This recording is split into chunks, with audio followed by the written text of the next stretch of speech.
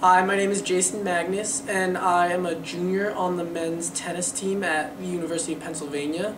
I'll be graduating in 2013.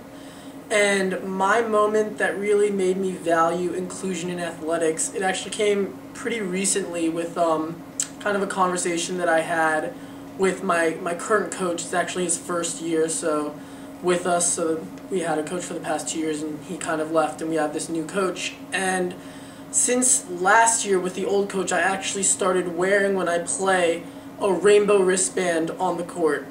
And I kind of do that for a number of reasons. I mean, in addition, kind of just as a representation of like kind of me being proud to be kind of an out gay male athlete. I also kind of see it as having taken on kind of that title of being an out gay male athlete when there really aren't that many. I've kind of taken it upon myself to kind of maybe help anyone else who is struggling. So I kind of see by me wearing this rainbow wristband when I'm playing, I kind of hope that at best I can just force force people to question kind of why I'm doing that. So they're saying, okay, well, what does that mean? And then once they see what it means, it kind of, the fact that it is so out of the ordinary, it almost alerts people to the fact that, whoa, there really aren't that many out gay male athletes, and why is that? And I think kind of just getting people to start that conversation and kind of question things like that is really what it's all about, and what is going to ultimately, I think, make the athletic community more of an inclusive environment. But like on the other side of it, I also see it as kind of positioning myself as a potential role model for anyone who's struggling.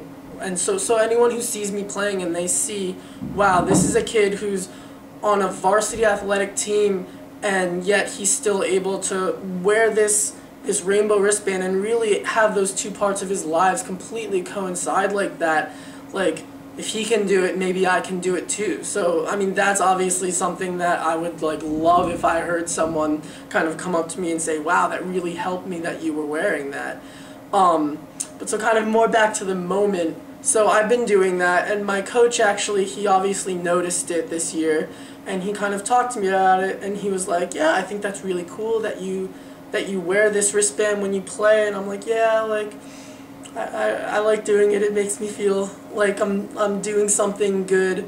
And he actually expressed a desire to actually order these rainbow wristbands for our entire team, and really get the entire team to kind of come together in this kind of moment of solidarity and really support of me, but not only support of me, I think support just of LGBT inclusion in athletics. And he mentioned it, and we're now going to go forward with it, and we're kind of looking into how we can order them and everything. But I'm just super excited for it for next year, because I think that the message that it's going to be sending is just so cool. I mean, my team could not have been better with kind of how accepting they've been when I came out my freshman year.